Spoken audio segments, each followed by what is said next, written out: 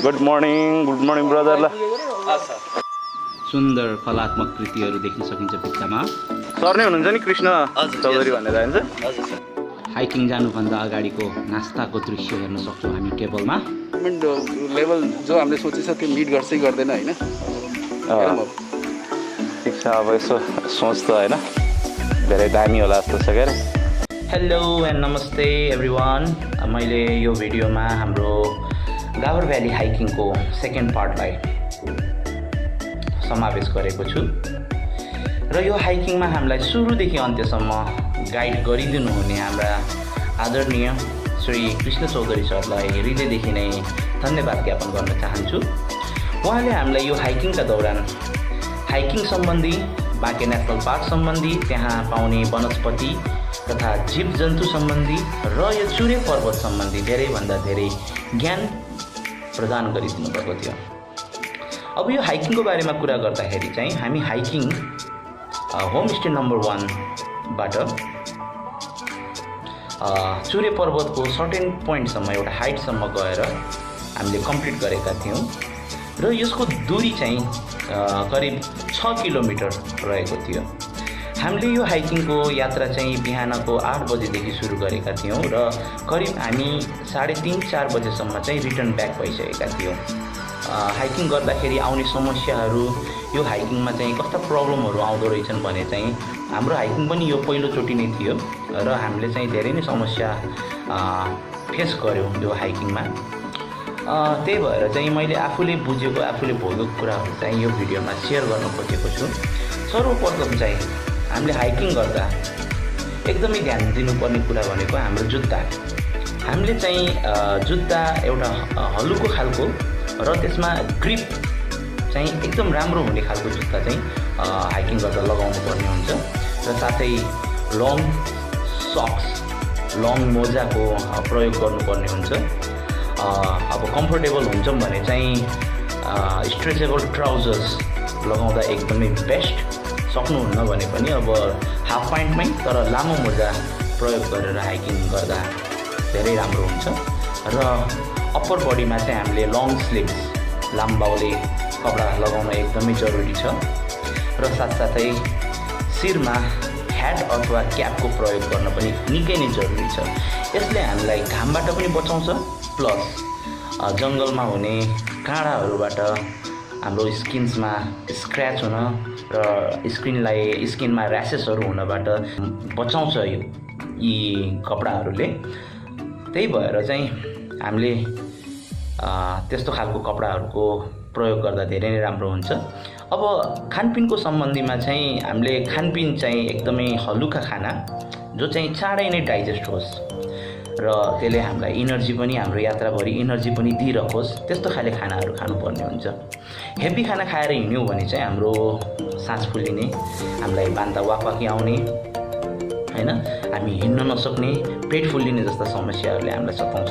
त्यही भएर खाना चाहिँ लाइट खाना खाएकै राम्रो, जसमा चाहिँ हाम्रो अब एउटा दुईटा अन्डा, बोइल अन्डा हैन र फ्रुट्समा एप्पल्स खाँदा चाहिँ एकदमै बेस्ट हुन्छ है। र पानीको कुरामा चाहिँ हामीले हाइकिङ गर्दा चाहिँ हाम्रो ब्यागमा प्रशस्त पानी बोकेर हिँड्नुपर्ने हुन्छ, किनभने हाइकिङ भनेको अब पहाडको बाटो, जङ्गलको बाटो, त्यहाँ पानीको अभाव हुन्छ र सबभन्दा बढी हामीलाई लस हुने भनेकै हाइकिङको दौरान हाम्रो पानी हो, in the form of sweat हैन, पसिनाको रूपमा चाहिँ हाम्रो पानी बाहिर निस्किन्छ। त्यही भएर हामीलाई चाहिँ चाँडै थकान लाग्ने, स्यास्या हुने जस्तो समस्या आउँछ।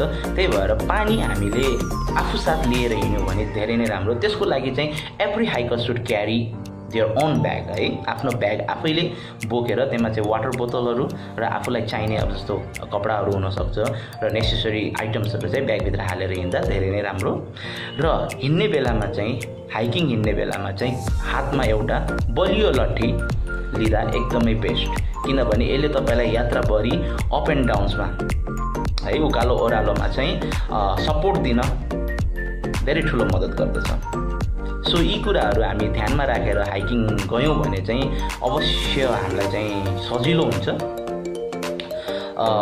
अब मलाई भन्दा हजुरहरूलाई धेरै एक्सपिरियन्स छ, अब यो हाइकिङ सम्बन्धी ज्ञान छ भने हजुरहरूले आफ्नो आइडियाज, आफ्नो भ्युजहरू चाहिँ कमेन्ट बक्समा गएर सेयर गरिदिन म तपाईँहरूलाई विनम्र अनुरोध गर्दछु।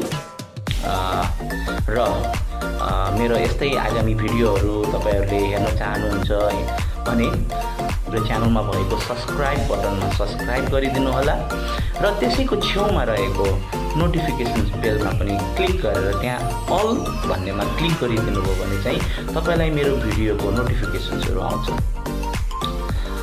अब धेरै कुरा नगरी हामी हाम्रो भिडियोतिर लागौँ। Thank you very much everyone. Keep loving, keep supporting.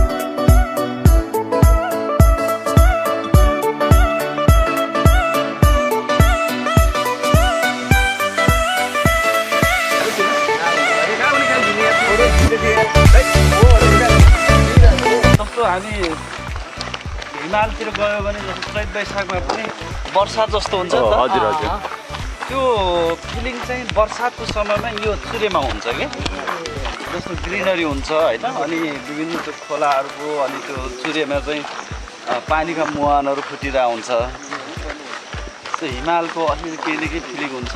त्यसको हामी यो बर्सातमा हामीले चाहिँ यो अनि अब जस्तो यो हाइकिङको लागि जस्तो हजुरहरू मात्र रिस्पोन्सिबल हुनुहुन्छ कि यो ठाउँमा अरू पनि? होइन, यो जस्तो अहिले चाहिँ हाम्रो गाभर भ्यालीमा, हजुर, गाभर भ्यालीमा चाहिँ हामीले सुरुवात गरेका छौँ र बिस्तारै अब यो कन्सेप्ट चाहिँ चुरे क्षेत्रको हजुर विभिन्न के भन्छ यो विभिन्न अन्य जस्तो होटेलहरूले विभिन्न ठाउँका चाहिँ होमस्टेहरूले पनि हजुर यो कन्सेप्ट चाहिँ लागू गर्दैछ। अहिले चाहिँ तपाईँहरूमै सीमित छ? हजुर हजुर, गाभरमा चाहिँ हजुर। ल हामी अब नयाँहरूलाई जो हुन्छ नि, अब हामीलाई त थाहा भइसक्यो होइन, अब जो नयाँ भिडियो हेर्छन्, जो आउनुहुन्छ उहाँहरूलाई त जस्तो हुन्छ नि, अब के कति खर्च लाग्छ होइन, के कस्तो फेसिलिटिजहरू छ भन्ने सम्बन्धमा पनि यसो भनिदिनु न है सर। हुन्छ, हामी चाहिँ अहिले यो प्रमोसनल पिरियड भएको हुनाले हजुर हामीले एक्चुअल खर्चमा चाहिँ हामीले लिने गरेका छौँ र पर पर्सन 1000 पर्छ। हजुर, जसमा हाम्रो बिहानको ब्रेकफास्ट अनि मिनरल वाटर, त्यो हाइकमा खानाका लागि पनि ब्रेकफास्ट या लन्च, त्यसै गरी ननभेज लन्च हुन्छ, त्यसै गरी हाम्रो यो नेचर गाइडको फी हजुर र नेसनल पार्कको इन्ट्रान्स फी सहितको गरेर हाम्रो 1000 पर्छ। र यसमा अब जस्तो अनि हामी रिटर्न भइसकेपछि चाहिँ लाग्ने जस्तो अन्य स्न्याकहरू, हजुर, बार बिल चाहिँ यसमा इन्क्लुड हुने। त्यो त आफ्नो पर्सनलमै हजुर एक्सपेन्डिचर नै भयो। हजुर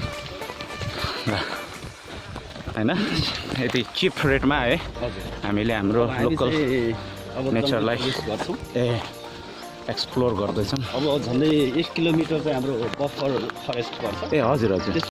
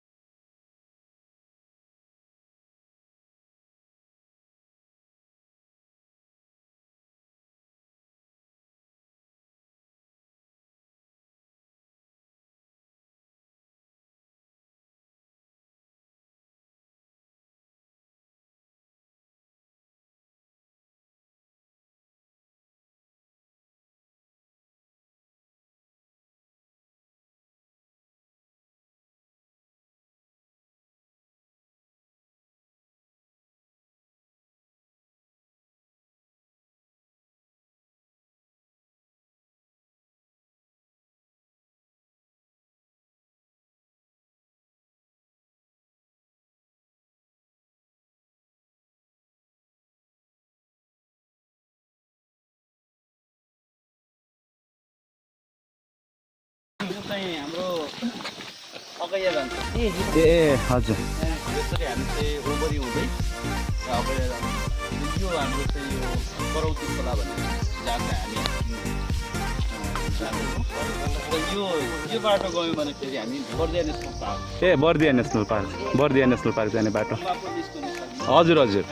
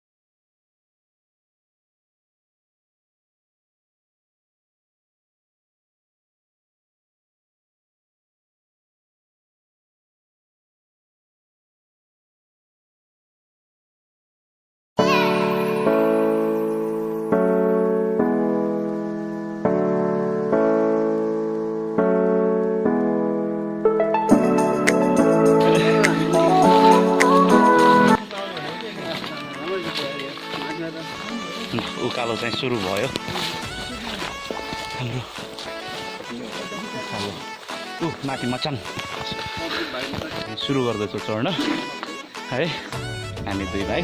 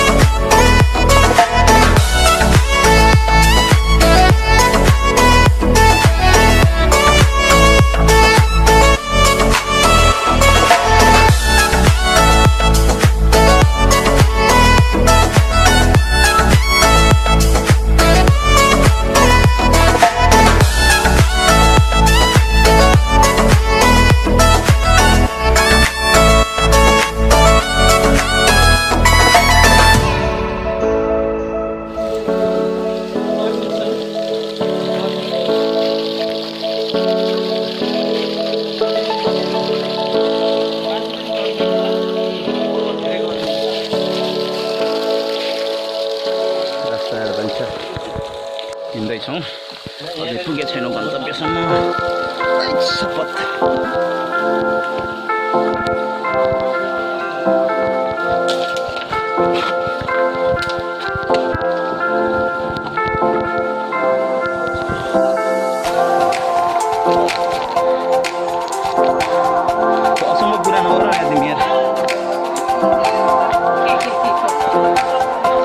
गइहाल्नु ल